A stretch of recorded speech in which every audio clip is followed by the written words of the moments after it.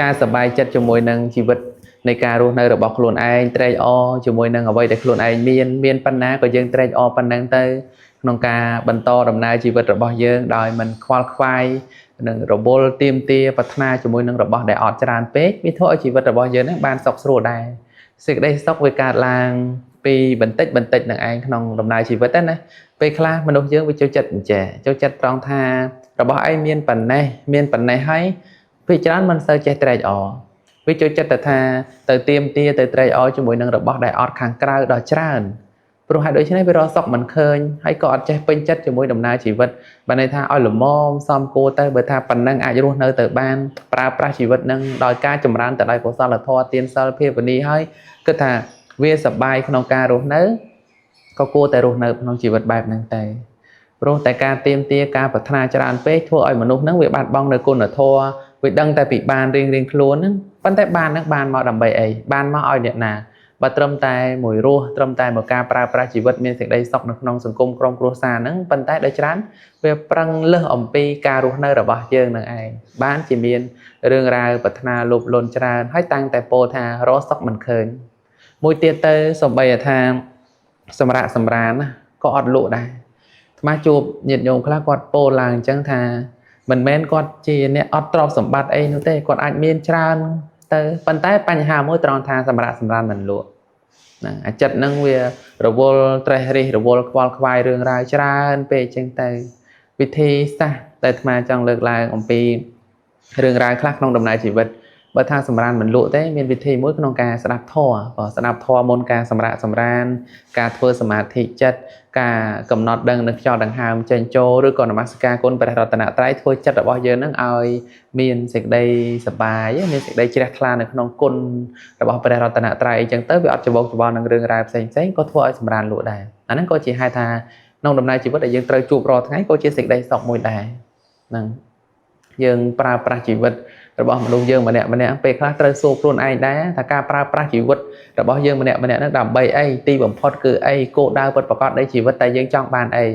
បើយើងឧទ្ទិសជីវិតរបស់យើងចំពោះតែលៀបសក្ការៈនោះយើងនឹងខ្វល់ខ្វាយរហូតបើយើងឧទ្ទិសជីវិតរបស់យើងជាមួយនឹងលៀបជុះនោះយើងនឹងត្រូវប្រណាំងប្រជែងជាមួយនឹងអ្នកដទៃរហូតប៉ុន្តែបើយើងឧទ្ទិសជីវិតរបស់យើងនេះក្នុងការប្រើប្រាស់ជីវិតនេះដើម្បីជាសម្មាបដិបទាដើម្បីជាផ្លូវទៅកាន់ទីរំលត់ទុក្ខដើម្បីជាទីអស់នៅសេចក្តីកង្វល់នោះយើងនឹងសប្បាយចិត្តក្នុងការធ្វើរបស់យើងរីករាយជាមួយនឹងកុសលធម៌អញ្ចឹងការប្រើប្រាស់ជីវិតរបស់មនុស្សយើងម្នាក់ដែលថាតើមនុស្សយើងម្នាក់ទីបំផុតត្រូវការអីឬក៏ម្នាក់ហ្នឹងប្រាថ្នាអីដែរបើយើងសួរអញ្ចឹងណាព្រោះវារកសេចក្តីប្រាថ្នាថាឲ្យមនុស្សយើងចង់បានស្អីឲ្យពិតប្រាកដណាដូចយើងថារបស់នេះដែលយើងមិនទាន់បានពេលដែលបានហើយវានៅរបស់នោះទៀតវានៅរបស់នោះទៀតរបស់នេះរបស់នោះដល់ច្រើនទៅទៀតអញ្ចឹងបានថា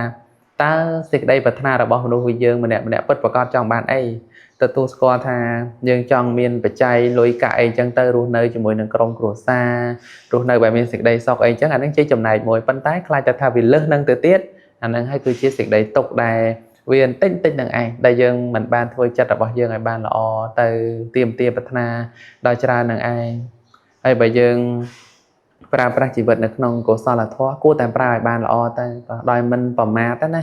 ហ្នឹងហើយព្រោះការរស់នៅហ្នឹងវាតិចទៅណាព្រោះជីវិតរបស់សត្វទាំងឡាយហ្នឹងប្រៀបដូចជាទឹកស្ទឹងតូចដែលវាតែងតែហួតហែងស្ងួតបន្តិចម្ដង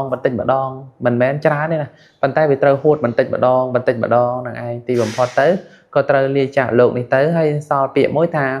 ទៅតាមយថាកម្មដំណើរដែលថាហួងហែងទៀមទាប្រាថ្នាត្រូវការទីបំផុតនៅសល់ពាក្យថាយថាកម្មគេទៅណាបុគ្គលអ្នកស្លាប់ហ្នឹងទៅណាអូទៅតាមយថាកម្មរបស់គាត់ហើយចុះយើងទៅណាក៏ជាដំណើរមួយដែលថាទៅតាមយថាកម្មហ្នឹងឯងទៅតាមយថាកម្មអញ្ចឹងត្រៀមរៀបចំជាស្បៀងជា